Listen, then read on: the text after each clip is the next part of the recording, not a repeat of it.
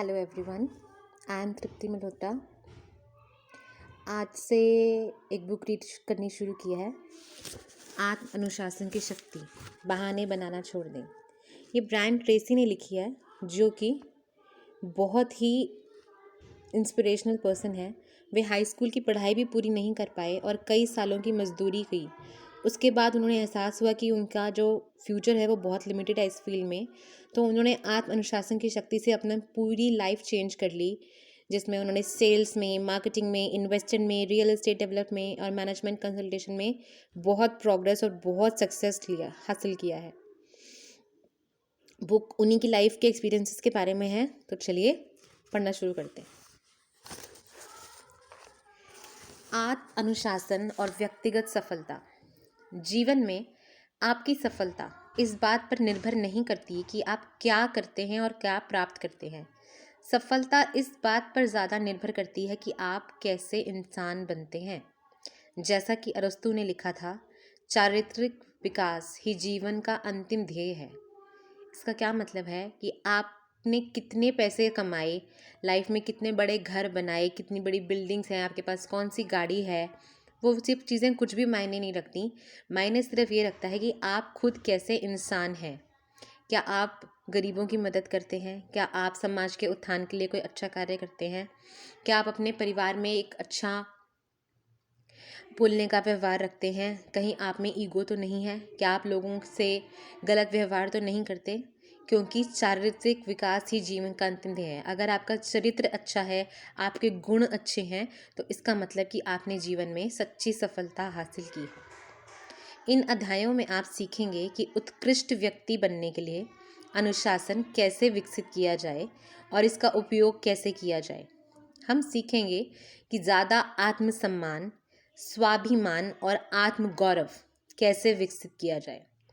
आप व्यक्तिगत महानता के लिए ज़रूरी अनुशासन सीखेंगे और साथ ही ये भी सीखेंगे कि उन्हें अपने चरित्र और व्यक्तित्व में कैसे ढाला जाए, कि हमें अपनी सेल्फ रिस्पेक्ट पे कैसे काम करना है और उसको बढ़ाने के लिए क्या क्या करना है। How to be proud of yourself, अपने आप को प्राउड फीलिंग कैसे देनी है, वो सब हम इस रीडिंग से सीखेंगे। और अगर ये सब चीज़ें अपने जीवन में उतार लें तो हम ज़रूर एक सफल व्यक्ति बन सकते हैं।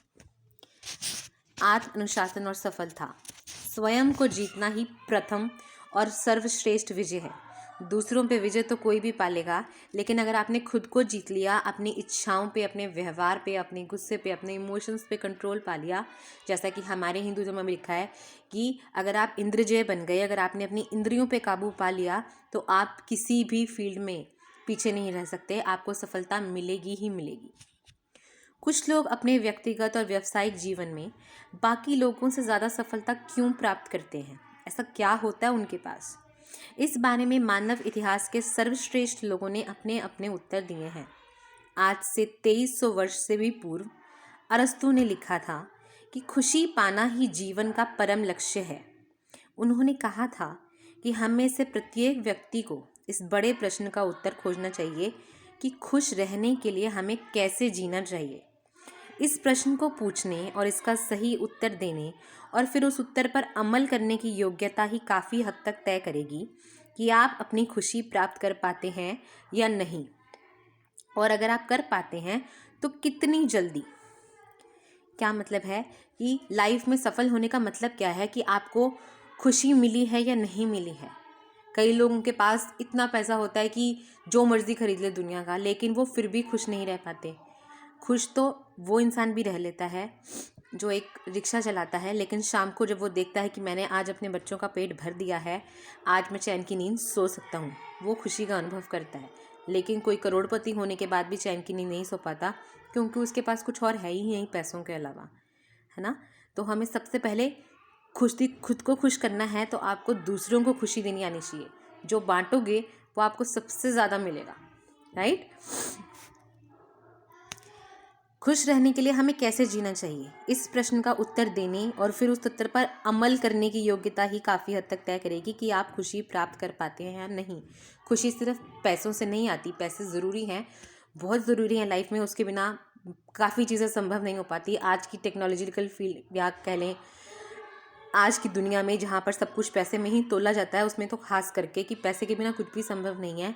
लेकिन खुशी पैसे का नापतोल नहीं होती है, दैट इज़ समथिंग डिफरेंट। अगर आप दूसरों में खुशियाँ बांटते हैं, आप अंदर से खुश रहते हैं, आप हर चीज़ में पॉजिटिविटी देखते हैं, तो आप क्यों नहीं खुशी प्राप्त करेंगे? बिल्कुल करेंगे। अपने व्यक्तिगत परिभाषा से शुरू करें। आपके लिए सफलता की क्या परिभाषा है? यदि आप जादू की छड़ी लहराकर अपने जीवन को हर दृष्टि से आदर्श बना सकें, तो ये कैसा दिखेगा? वो तो आपको ही पता है ना कि आप अपने जीवन को कैसे आदर्श बना सकते हैं। आपकी क्या प्रायोरिटीज़ है लाइफ में, आप क्या क्या चाहते हैं अपनी लाइफ से। अपने आदर्श जीवन का वर्णन करें। यदि आपका व्यवसाय, आपका कामकाज, आपका करियर हर दृष्टि से आदर्श हो, तो वो कैसे दिखेंगे? आप क्या कर रहे होंगे, आप किस प्रकार की कंपनी में काम कर रहे होंगे, आप किस पद पर होंगे, आप कितना पैसा कमा रहे होंगे, आप कैसे लोगों के साथ काम कर रहे होंगे, और विशेष रूप से आपको आदर्श करियर बनाने के लिए कौन सा काम ज़्यादा या कम करने की ज़रूरत होगी। ठीक है, तो आपके आदर्श क्या हैं? जैसे कि एक लेडी जो एक हाउसवाइफ है, उसका आदर्श जीवन तो यही है कि वो अपने परिवार की खुशी देख सके, उसके बच्चे खुश रहें, उससे बड़े उससे प्रसन्न रहें, उसका पति उससे खुश रहे। उसके लिए तो इतनी सी ही लाइफ होती है, और यही उसकी आदर्श लाइफ होती है। आपकी लाइफ में प्रायोरिटीज़ क्या हैं? आप क्या चाहते हैं अपनी लाइफ से? कौन सी कंपनी में काम करना है आपको?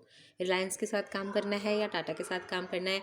50,000 की सैलरी बहुत है या 50 लाख की सैलरी चाहिए? कौन सा काम कम करना है, कौन सा ज़्यादा करना है, कौन सी फील्ड में करना है, आप डिसाइड कर सकते हैं अपने लिए। यदि आपका पारिवारिक जीवन हर दृष्टि से आदर्श हो, तो वो कैसा दिखेगा? आप कहाँ रह रहे होंगे और कैसे रह रहे होंगे? आपकी जीवन शैली कैसी होगी? आप अपने परिवार के सदस्यों के साथ कौन कौन सी चीज़ें करना और पाना चाहेंगे? यदि कोई बंदिश ना हो, तो आप जादू की छड़ी लहरा सकें, तो आज आप अपने पारिवारिक जीवन को किस प्रकार बदलना चाहेंगे? अब ये तो सच्चाई है इस दुनिया की कि हर फैमिली भी परफेक्ट नहीं होती, हर पर्सन भी परफेक्ट नहीं होता। लेकिन अगर आपके पास परफेक्शन करने के लिए एक जादू की छड़ी आ जाए, तो क्या क्या करना चाहेंगे आप अपनी लाइफ में चेंज? कैसा आपको घर चाहिए, कैसा परिवार चाहिए, किस जगह पे घूमने जाना चाहेंगे, और क्या क्या करना चाहेंगे जो आपको अपने जीवन में कमी लगती है? यदि यदि आपका स्वास्थ्य हर दृष्टि से आदर्श हो, तो कैसा रहेगा? मोटे हैं तो कोई पतला होना चाहेगा, राइट? अगर कोई ज़्यादा पतला है तो उसको थोड़ी हेल्थ गेन करनी होगी। किसी के बाल सफ़ेद हो गए हैं तो उसको थोड़ा वैसे चाहिए होगा। किसी को डायबिटीज़ है तो उसको उससे कांटा चाहिए होगा, क्योंकि उसको मिठाई बहुत पसंद है। तो कैसा, यदि आपका स्वास्थ्य हर दृष्टि से आदर्श हो, तो वो कैसा दिखेगा? हर किसी की अलग परिभाषा हो सकती है।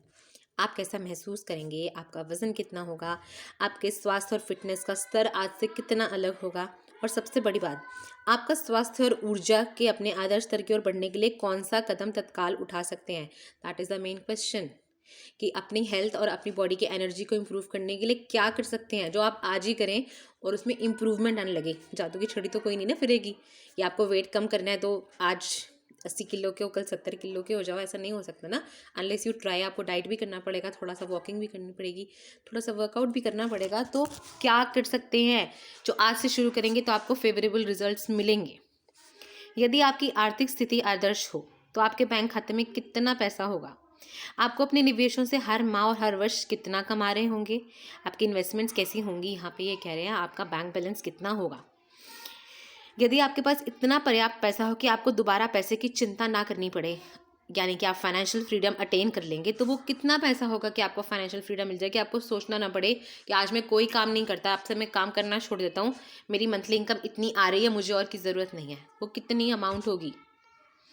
आप अपने आर्थिक जीवन को आदर्श बनाने के लिए आज कौन सा कदम उठा सकते हैं? आज आप क्या कर सकते हैं जिससे कि आपका आर्थिक जीवन आदर्श लेवल तक, परफेक्ट लेवल तक पहुंच जाए, आप फाइनेंशियल फ्रीडम अटेन कर लें।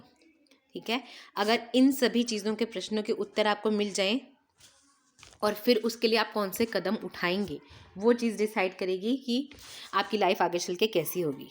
अपनी परिभाषा के अनुरूप कार्य करें। अब आपको आंसर्स मिल गए हैं कि मुझे लाइफ में ये चाहिए, मैं इस कंपनी में काम करना चाहता हूँ, मेरी इतनी सैलरी हो, मेरे पास इतना बैंक बैलेंस हो, मेरी फैमिली ऐसी हो, मेरे ऐसे बच्चे हों, ऐसे स्कूल में पढ़ते हो, मैं इस जगह पे रहता हूँ, मेरे पास ऐसी गाड़ी हो, मेरा आइडियल बॉडी कैसा हो, मेरा हेल्थ कैसा हो। आपको सारे प्रश्न आपने ढूंढ लिए, उनके आंसर्स भी देख लिए। अब इसको इम्प्लीमेंट करने के लिए क्या करना है? अपनी परिभाषा के अनुरूप कार्य करें। सफलता की एक लोकप्रिय परिभाषा ये है: आप मनचाहे तरीके से जीवन जीने की योग्यता, अपने चुने हुए लोगों के साथ और अपनी मनचाही परिस्थितियों में केवल वही चीज़ें करना जिन्हें आप करना चाहते हैं। ये सक्सेस की, सफलता की एक मेजर परिभाषा कही जा सकती है। यानी कि आप मनचाहे तरीके से जब चाहे उठें, जब चाहे सोएं, जब चाहे कहीं भी जा सकें अपने चुने हुए लोगों के साथ। आपको जो लोग अपनी फैमिली में, अपने रिलेशंस में, अपनी कंपनी में नहीं पसंद, आपको उनसे दोबारा कभी ना मिलना पड़े। ठीक है, अपनी मनचाही परिस्थितियों में मैं जैसे चाहता हूँ कि मुझे काम करने के लिए मेरे ऑफिस में एसी नहीं है और मुझे गर्मी में काम करना पड़ता है, लेकिन मुझे तो एसी चाहिए, तो आपको एसी भी मिल गया, आपको सब कुछ मिल गया।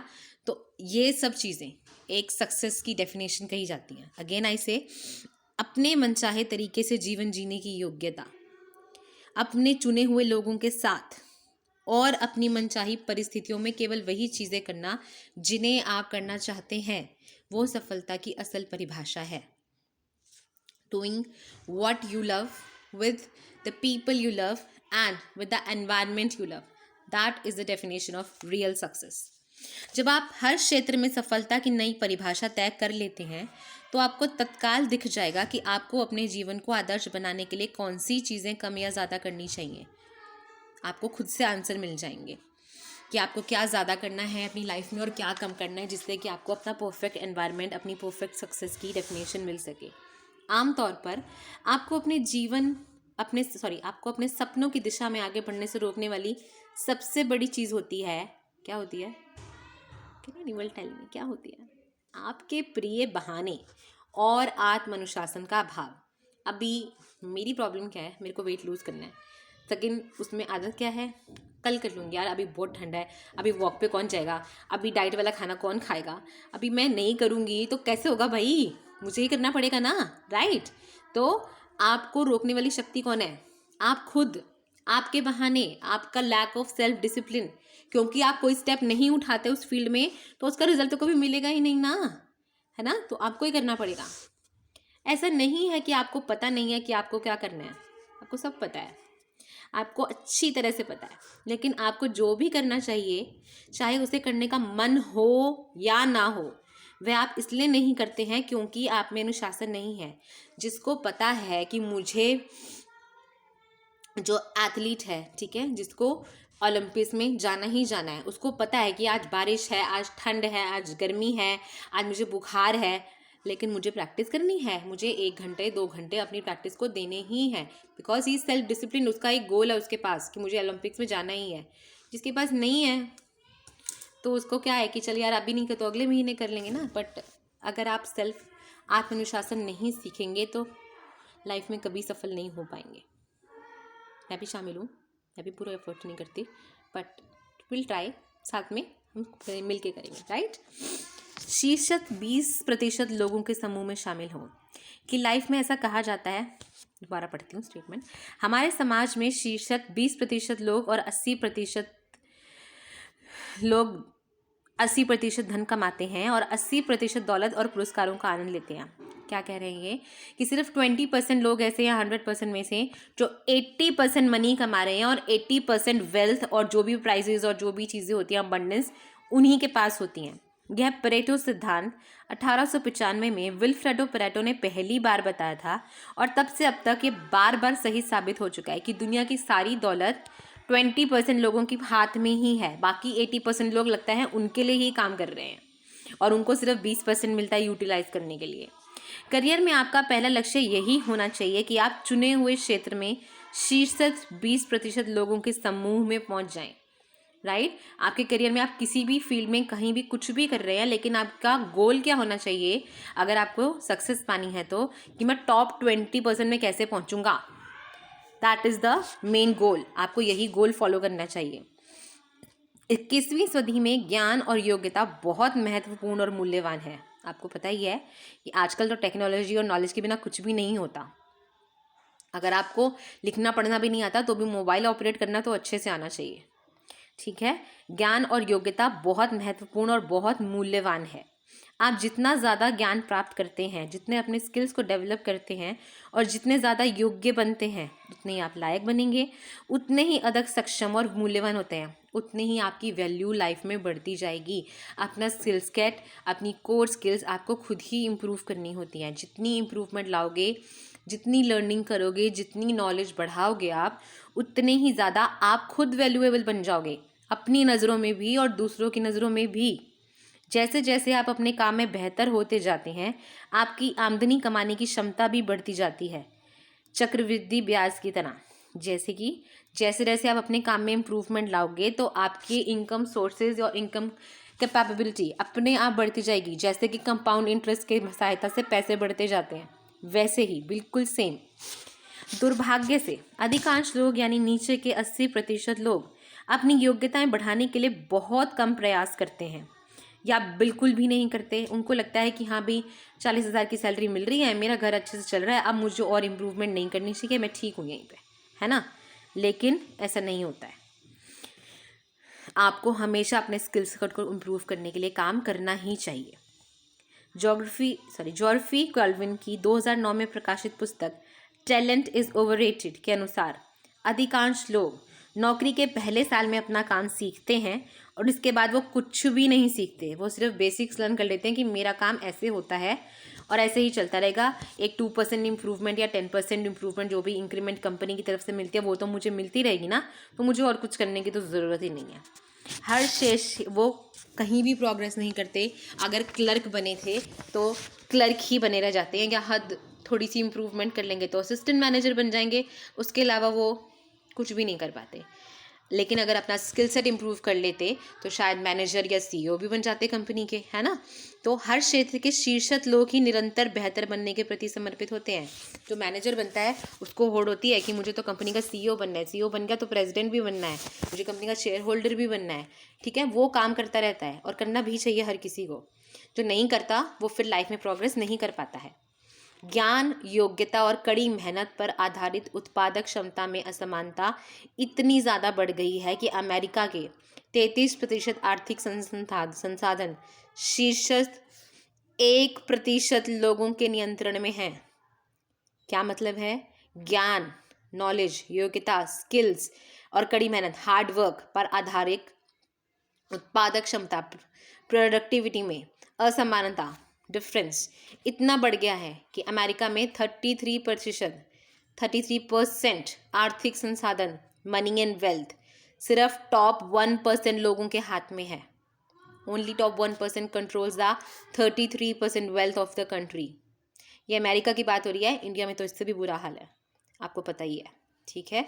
तो हर फील्ड में प्रोग्रेस करने के लिए सबसे ज़रूरी तो है सेल्फ डिसिप्लिन, आत्मानुशासन, और उसमें भी आपको रोज़ कड़ी मेहनत करनी ही होती है। एक बार आपने सफलता अचीव कर ली फिर तो वो कंपाउंड इंटरेस्ट की तरह बढ़ती ही रहेगी, लेकिन फिर भी आपको लर्निंग एटीट्यूड नहीं छोड़ना है, आपको अपने लिए काम करते ही रहना चाहिए। शून्य से शुरू करना। रोचक बात यह है कि जीवन में हर व्यक्ति की शुरुआत लगभग एक जैसी होती है, या बहुत कम या कुछ नहीं से ही शुरू करता है। कोई सिल्वर स्पून के साथ पैदा होता है, हर कोई तो कहीं से शुरुआत करता है ना, या तो 0 से करेगा या 2% से करेगा। अमेरिका और पूरे संसार में लगभग सभी अमीर लोग अपने दम पर अमीर बने हैं। हम सबको पता है, अगर हम सिर्फ अंबानीज़ की बात करें तो 1970s तक वो लोग एक 2 BHK फ्लैट में ही रहते थे, लेकिन आज देखिए उनके पास दुनिया का सबसे महंगा घर उनके अपने पर्सनल नाम पे है। एंटीलिया सबको पता ही है, ठीक है। तो ज़्यादातर अमीर लोग अपने दम पर अमीर बने हैं। इसका मतलब यह है कि अधिकांश लोगों ने शून्य या बहुत थोड़े से अपना करियर शुरू किया और अपनी सारी धन दौलत खुद कमाई। अमेरिका के लगभग सबसे अमीर लोग पहली पीढ़ी के अरबपति हैं, जैसे कि Bill Gates, Warren Buffett, Larry Ellison, Michael Dell और पॉल एलन। और हम अपने मुकेश अंबानी सर की तो बात कर ही सकते हैं, और रतन टाटा सर की। उनका भी ज़्यादा पुराना नहीं है, 1905 में शुरू हुआ था, मतलब ठीक है 150 साल से ज़्यादा हो गए, बट नहीं 1905 में तो ताज होटल बना था ना, नहीं उससे पहले शुरू हुआ था, पर चलो 150 साल हो गए। पर 150 साल में देखिए वो कहाँ से कहाँ पहुँच गए, बिग डिफरेंस, राइट। 80% लखपतियों और करोड़पतियों के पास बहुत कम पैसों से अपना करियर शुरू किया था। शुरुआत में वो बहुत कड़के रहे और कई बार तो कर्ज में गले तक डूबे रहे। इन लोगों ने, जैसे कि सैम वॉल्टन की शुरुआती स्थिति बहुत अच्छी नहीं रही, जिसकी मृत्यु के समय उसके पास $100 अरब से ज़्यादा संपत्ति थी। इन लोगों ने इतना ज़्यादा धन कैसे प्राप्त कर लिया, जबकि बहुसंख्यक लोग इसे बहुत कम प्राप्त करके पाते हैं? कोई जादू की छड़ी थी क्या इनके पास? क्या था? सेल्फ डिसिप्लिन था।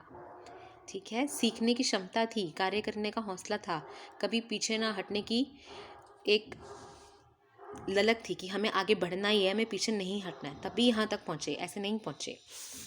अपनी पुस्तक द मिलेनियर नेक्स्ट डोर में थॉमस स्टैनले और विलियम डेनको ने 500 करोड़पतियों के इंटरव्यू लिए और 25 साल से अधिक समय तक 11,000 लोगों का सर्वेक्षण किया।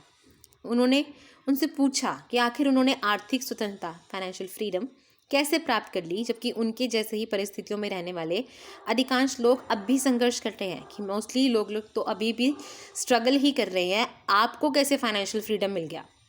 करोड़पतियों की इस नई पीढ़ी के 85% लोगों का जवाब था, मेरे पास दूसरों से बेहतर शिक्षा या ज़्यादा बुद्धि तो नहीं थी, लेकिन मुझ में बाकी लोगों से ज़्यादा कड़ी मेहनत करने की इच्छा थी। मेरे पास ज़्यादा शिक्षा भी नहीं थी, ज़्यादा बुद्धि भी नहीं थी, मैं बहुत इंटेलिजेंट भी नहीं था, लेकिन मेरे पास एक चीज़ थी, ज़्यादा कड़ी मेहनत करने की इच्छा। कहाँ से आती है? सेल्फ डिसिप्लिन से, कि आपको करनी ही है मेहनत, आपको रुकना नहीं है। तभी वो क्या बन पाए? बाकी लोगों से जल्दी करोड़पति। राइट? तो कड़ी मेहनत ही कुंजी है। Hard work is the key. कड़ी मेहनत के लिए आत्म अनुशासन अनिवार्य है। सफलता सिर्फ तभी संभव है जब आप शॉर्टकट और आसान रास्ता चुनने की अपनी स्वाभाविक प्रवृत्ति से उबर जाएं। ठीक है, कभी भी शॉर्टकट्स नहीं फॉलो करें, हमेशा थॉरो मेहनत, हार्डवर्क वाले रास्ते को चुनें। स्थायी सफलता सिर्फ तभी संभव है जब आप लंबे समय तक कड़ी मेहनत करने के लिए खुद को अनुशासित कर लें। स्थायी सफलता, छोटी मोटी प्रोग्रेस हर किसी को मिल जाती है, शॉर्टकट से मिलती है, ऐसा नहीं है कि नहीं मिलती, लेकिन वो लॉन्ग टर्म को कैसे कन्वर्ट करोगे उसको, जब तक आप लंबे समय तक कड़ी मेहनत नहीं करोगे वो नहीं संभव हो सकती।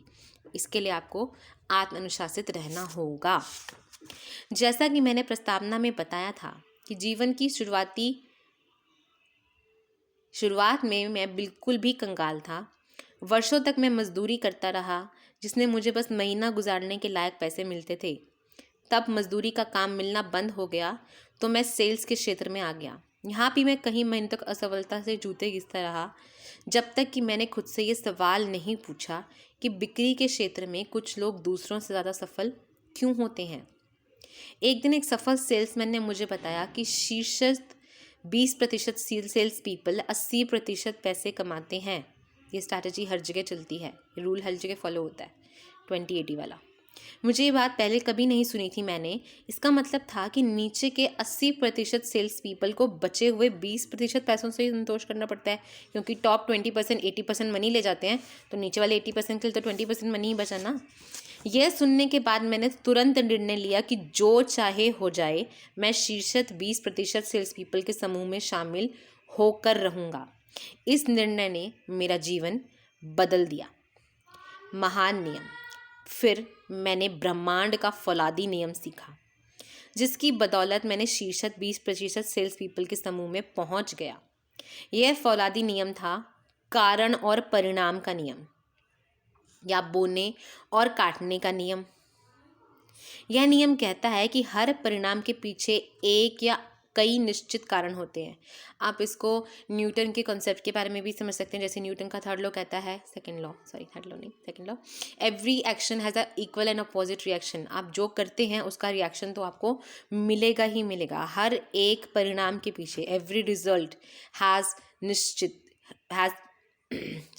हर परिणाम के पीछे एक या कई निश्चित कारण होते हैं। आपको जो भी रिजल्ट मिला उसके पीछे आपकी मेहनत थी, आपके एफर्ट्स थे, तभी आपको मिला, नहीं तो नहीं मिल सकता है। यह नियम कहता है कि यदि आप किसी क्षेत्र में सफलता प्राप्त करना चाहते हैं तो आपको सबसे पहले तो यह पता लगाना चाहिए कि उस क्षेत्र में सफलता कैसे प्राप्त की जाती है। फिर आपको उन योग्यताओं और गतिविधियों का बार बार तब तक अभ्यास करना चाहिए जब तक कि आपको भी वही परिणाम ना मिलने लगे। ठीक है, सबसे पहले तो ये पता लगाओ कि जो भी आपका फील्ड है उसमें लोगों ने सक्सेस कैसे पाई। सक्सेसफुल पीपल को स्टडी कीजिए, उसके बाद आप तब तक प्रैक्टिस कीजिए जब तक कि आपको भी आपकी मनमाफिक सफलता नहीं मिल जाती। एक और नियम पर गौर करें, यदि आप भी वही करते हैं जो अन्य सफल लोग बार बार करते हैं तो कोई भी चीज़ आपको अंततः उनके समान पुरस्कार करने से नहीं रोक सकती। कि अगर आप सफल लोगों को फॉलो करते हैं, आप वही कार्य करते हैं जो वो सफल लोग बार बार करते हैं और आप उसके अभ्यस्त हो जाएं, आप उसकी भी आदत डाल लें तो आपको भी उनके समान पुरस्कार रिवॉर्ड मिलेगा, आपको भी सफलता मिलेगी। दूसरी ओर यदि आप सफल लोगों का अनुसरण नहीं करते हैं, आप सोचते हैं कि मैं सब कुछ खुद से कर लूँ, खुद से सीख लूँ, तो कोई भी चीज़ आपकी सहायता नहीं कर सकती है। एक पर्सन का 10 ईयर्स का एक्सपीरियंस आप 10 मंथ्स में नहीं गेन कर सकते अनलेस एंड अनटिल आप उसको फॉलो करें, उनसे कुछ सीखें। नहीं तो आप भी 10 साल स्ट्रगल करेंगे, फिर तो शायद सीख ही जाएंगे, फिर तो कोई प्रॉब्लम है ही नहीं ना। ठीक है। बोने और काटने का नियम ओल्ड टेस्टामेंट से लिया गया। ओल्ड टेस्टामेंट बाइबल को कहा जाता है, जो उनकी इनिशियल कॉपी थी। यह कारण और परिणाम के नियम का ही रूपांतर है। इसके अनुसार इंसान जो बोता है वही काटता है। ये तो हमने बचपन से सुना ही हुआ है, जो बोगे, जैसा बीज बोगे वैसा ही फल मिलेगा। गेहूं की फसल लगाइए तो गेहूं ही मिलेंगे, आम का पेड़ लगाए तो आम ही मिलेंगे, सेब तो नहीं ना मिलेंगे उसमें से। ठीक है। तो आप जो चीज़ अंदर डालते हैं वही चीज़ आपको बाहर मिलती है। आज जो फसल काट रहे हो वो आपके अतीत में किए गए बोए गए बीजों का ही तो परिणाम है। अगर आप अपनी वर्तमान फसल से खुश नहीं हैं तो आज से ही नई फसल बोना शुरू करें। सफलता की ओर जाने वाले कामों की संख्या बढ़ा लें और निरर्थक कामों को छोड़ दें। ठीक है, कि हमेशा सक्सेस के प्रति आपको जो पॉजिटिव काम है, जो प्रोडक्टिव काम है, हम उन्हीं की तरफ ध्यान दें और नॉन प्रोडक्टिव काम बिल्कुल छोड़ दें। Thank you so much. Will continue in the next video.